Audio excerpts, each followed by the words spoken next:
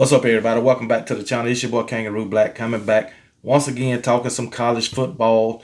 The AP poll came out today, and just like last week, the coaches poll came out, and people was talking about that. Fans was talking about it. Media talking about it. The so-called experts talking about it. And guess what? The writers are writing about it. All right. And you know I love to read, especially anything about college football, SEC football. Okay. But anyway, found an article talking about the AP poll, and just like last week, they go through and find the most overrated teams and the most underrated teams, right? And I talked about that when it came to the coaches poll too. So I'm gonna talk about it with the AP poll. Now this article is on CBS Sports, written by Barrett Sallee, Sallee. And guess what? I don't agree with a damn thing he said. Not nothing. Okay? But let's get into it. He went and picked his two underrated teams and two overrated teams in his opinion. All right? So, once again, I don't agree with nothing he said. But let's get into it. And let's start out with the underrated teams. The first underrated team he got is the Oregon Ducks, number 15. All right? The Ducks at number 15 is very strange. I had them at number 6 in my preseason ballot for CBS Sports 133 because of a dynamic quarterback in Bo Nix, the two-headed monster at running back, and a tough and experienced front seven. Simply put, the Ducks have the perfect recipe to make a college football run. They should be able to put up 40 points on a regular basis and have the firepower on defense to force enough stops to be considered a Pac-12 favorite. The Oregon Ducks. Bo Nix. That's what he's talking about. If you're an SEC fan, which I think most of you guys out there and gals are SEC fans who watch this channel, we done seen enough of Bo Nix to know that Bo Nix is a average quarterback, at least in the SEC. Now, he took his talents to Oregon Ducks and looked like something he ain't never looked like before his whole time in the SEC with those Auburn Tigers. He was straight up mediocre. That's what he was, or average when he was in the SEC. Now he can do that in the Pac-12, all right? He can look good in the Pac-12. But when it comes to SEC football, he's a straight dud, all right? We all seen last season his last game played against a SEC team. No Dylan, baby. I think they scored a grand total of 3 points. 3 points. I think. Don't quote me on that, but I think it was 3 points when they played Georgia last season. Okay? So, because I didn't look it up, but I believe it was 3. Whatever it was a damn blowout. I know that for a fact. And as far as Oregon Ducks defense, I have never known Oregon Ducks to have an elite defense. I have never known any team in the Pac-12 to have an elite defense. Not one. Okay? Hell, do they even play defense in the Pac-12? Because, oh well. And then you talking about Oregon being a damn Pac-12 champion contender, where you can say Washington is that, Utah, and USC. All of them are Pac-12 contenders too to win the conference championship. So, hey, Oregon ain't nothing special. All right? But anyway, I think this guy put his emotions in this article when he wrote it. But yeah, he said the Oregon Ducks, in his book, should be number 6. Oh, Lord have mercy. Lord have mercy. But anyway, let's keep it moving. The next underrated team, I don't know why, is the LSU Tigers. I don't know why so many people is so high on LSU. Did they do that much in the offseason? Because they ended the season last year rated number 16 at the end of when the final AP poll came out, they was not ranked 16. They did enough to jump to number 5 in the offseason? I ain't seen it. I know they bringing back Jaden Daniels and Harold Perkins and Malik Neighbors. Okay, that's fine and dandy. But guess what? They was there last season too. But anyway, let's see what they said about LSU. The Tigers are ranked number 5, but should be a solid number 4.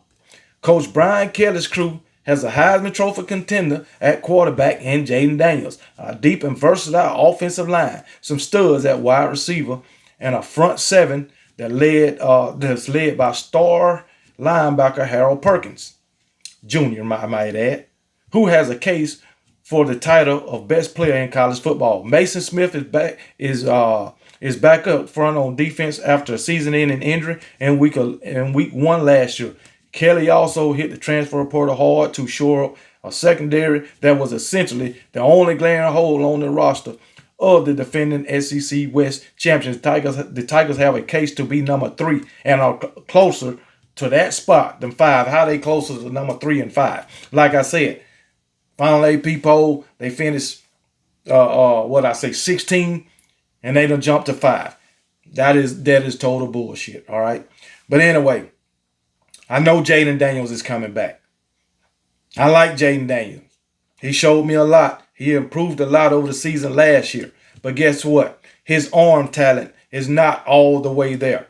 All right? Yeah, you want to talk about Jalen Miro and his accuracy? Look at Jaden Daniels too. Now, Jaden Daniels is hell on wheels now. He can run. He can run. He can get out that pocket. Just like Jalen Hurts. Hell, Jaden Daniels ain't nothing but another Jalen Hurts, which I think that's what Milroe is too. But anyway, and again, Jaden Daniels, he only threw 17 touchdowns last season. Hell, he played in 13 games and only threw 17 touchdowns? That ain't going to damn cut it. That is not going to cut it. Now, he scored with his legs a lot too now. But as a quarterback, you only throw 17 touchdowns through 13 games? Not good. Not good. You're going to have to work on that. Okay. But anyway, now Harold Perkins, he is the man. He could be the best defensive player in college football. I'm going to give you that. Malik Neighbors, he's a good receiver. He's decent. All right.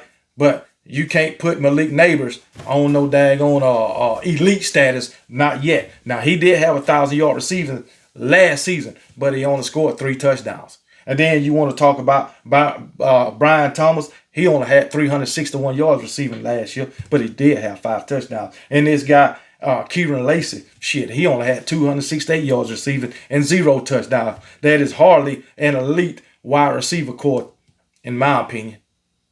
Hardly. So, hey, you can say what you want to say about LSU. You can hype them up all you want. But the fact of the matter is, they're going to fall. They're going to have a fall off this season. At least I think so. I think so. All right. Hey, I have faith in the front seven. All right. Did they really get better, in the secondary? I don't know. I know they got running backs too. But I think they're going to fall off. He went and named all these players. Jaden Daniels, Harold Perkins, Mason Smith, and the daggone, he talked about the wide receiver core. Guess what? They had all these players last season too, and they still managed to lose 4 games. And let's not forget, the last 2 games of the season, they lost. They lost. Did they not? Last time I checked. Well, I ain't going to say the last 2 because I don't know what the hell they did in their bowl game. But I know that they lost the last game against Texas A&M, and they lost the SEC championship against Georgia. And guess what? When they lost to Texas A&M, the last regular season game, Texas A&M was sitting at 4-7, and LSU lost to them, and Texas A&M went to 5-7 to end their season. I don't give a damn. Some people might say, well, we was resting to get ready for Georgia for the SEC championship. Well, it damn sure didn't look like it. It damn sure didn't look like it. So anyway, I don't know why they hyping LSU up like they really somebody and they really gonna do something. Brian Kelly, yeah, he came to the SEC, won the West his first year, beat Alabama. That's all fine and dandy. Is he gonna have that type of consistency? Yes or no? I truly believe that in 2023, these daggone or LSU Tigers will take a step back. That's just my opinion. And I truly believe they will not beat Alabama. It took all they could muster last season. All right. So, but it's all good. It's all good. They beat us.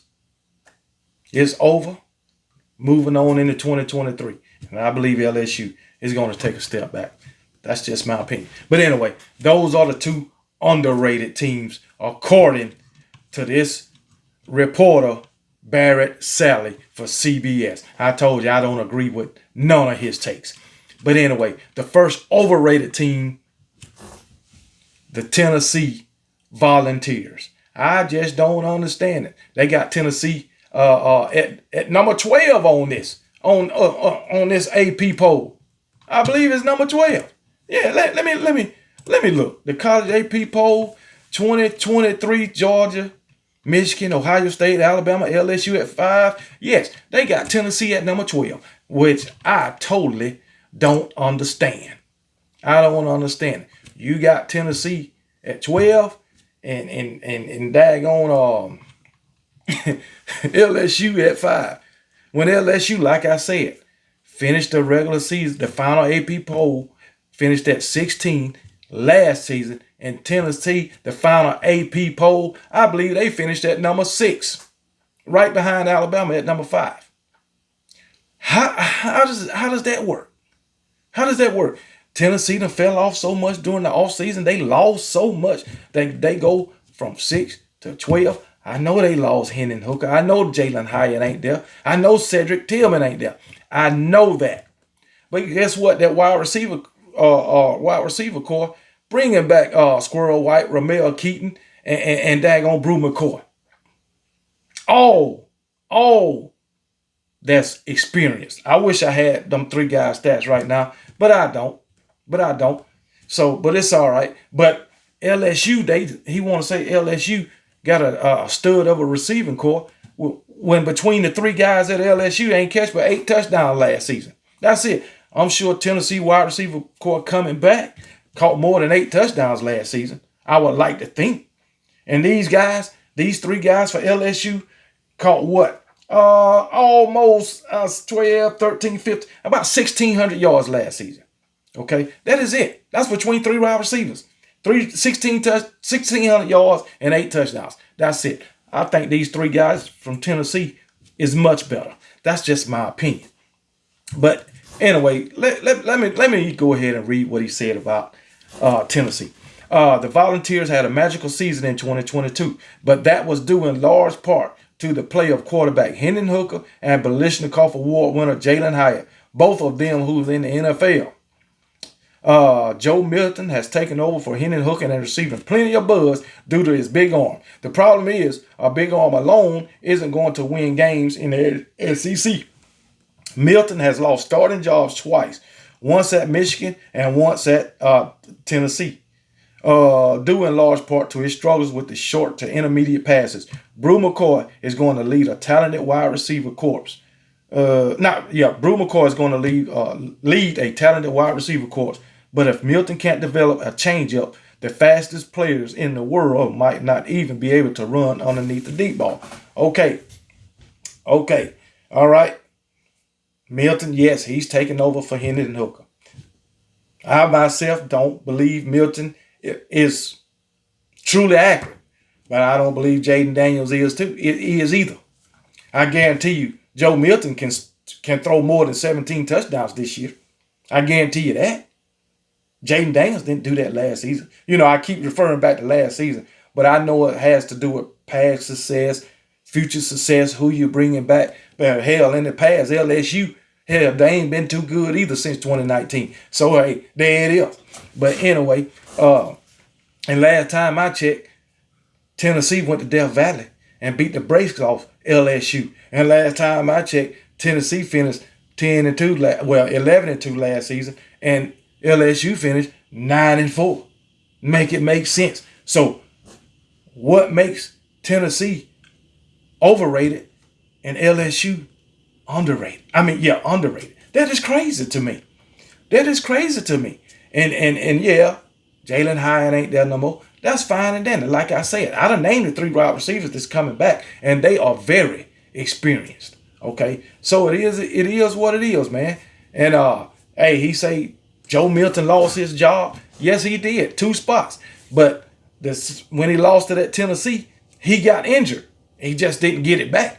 But he got injured when he lost his job, and Hendon Hooker came in and played out his mind. So, hey, but you got to remember, Jaden Daniels is a transfer quarterback too, and he couldn't get on the field at Arizona. Maybe he did. Maybe he was just a dud. I know he wasn't. Arizona or wherever hell he was at, it wasn't good. Arizona State, wherever he was at, that team was hot damn garbage. Okay, so it is what it is. But I think this guy is totally wrong about Tennessee.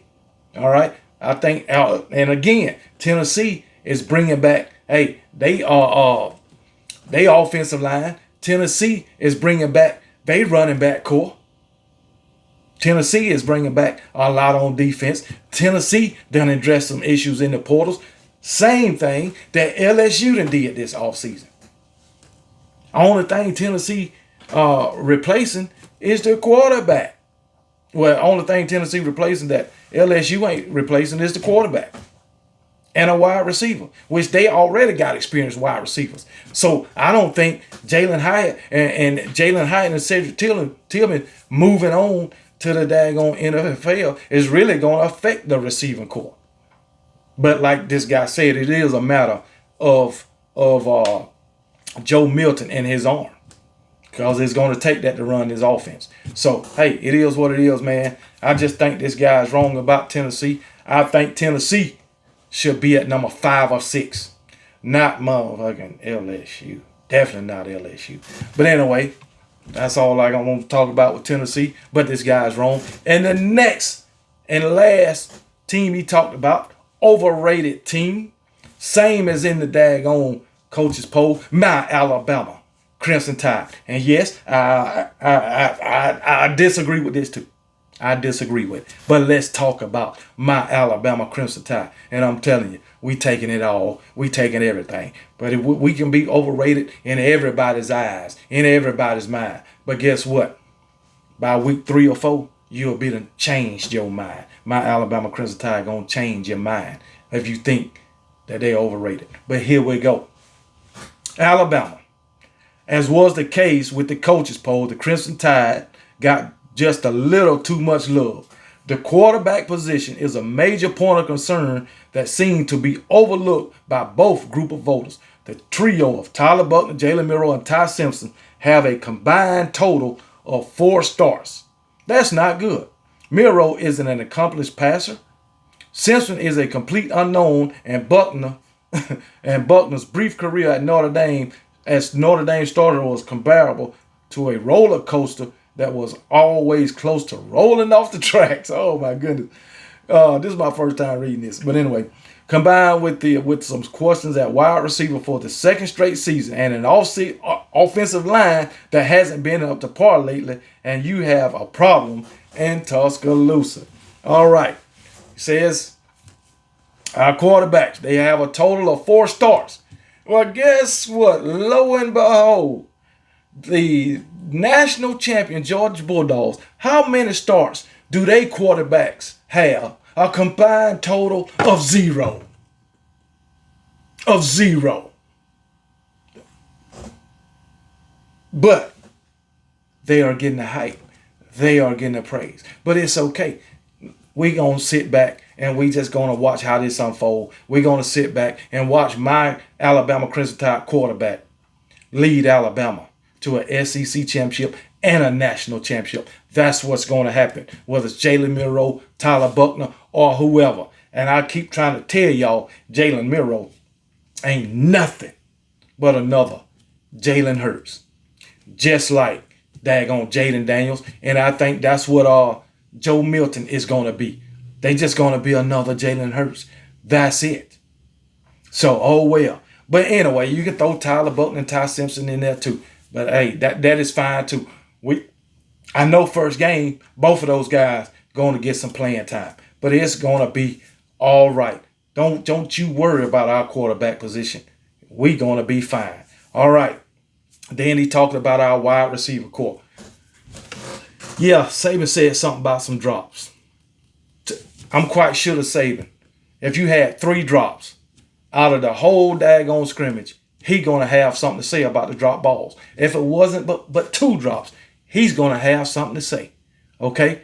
And guess what? This guy talking about the wide receiver core. Okay. What about the good stuff that Saban said about the scrimmage yesterday? He said it was some good catches too. Receivers made some good catches also. But we ain't going to talk about that. The writers don't talk about that much. All right. But anyway, I noticed this guy didn't say nothing about our defense. Nothing about the defense. I wonder why. I wonder why he ain't say nothing about the defense. He didn't say nothing about the running backs. When it was Alabama, he only mentioned the quarterback and the receivers. That was it. That was it. Okay?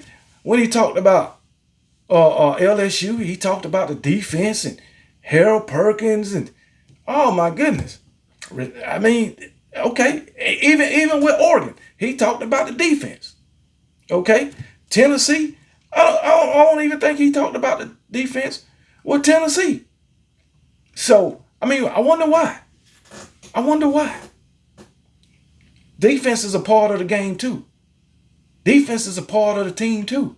Come on, baby. This man did not mention one thing about the defense, the running backs, nothing. Well, he did say something about our offensive line that wasn't up to par these past 2 seasons.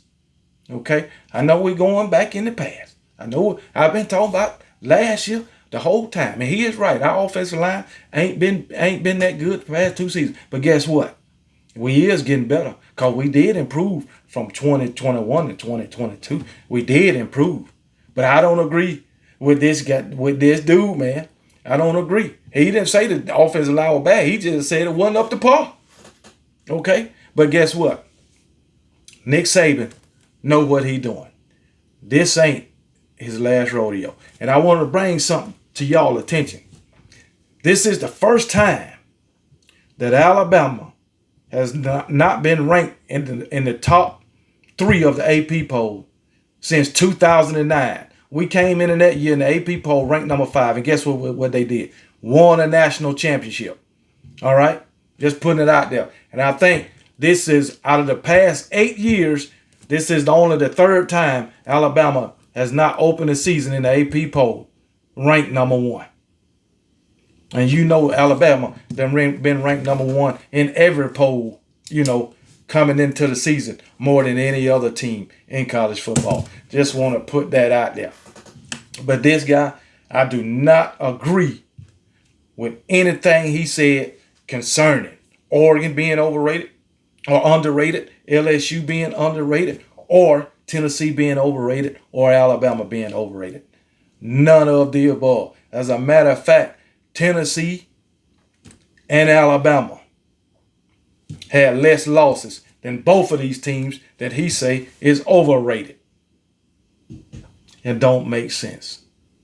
It's over. Yeah, Tennessee and Alabama had more wins last season than either one of his underrated teams. I'll say that. Yeah, underrated teams. Come on, man. Come on, man.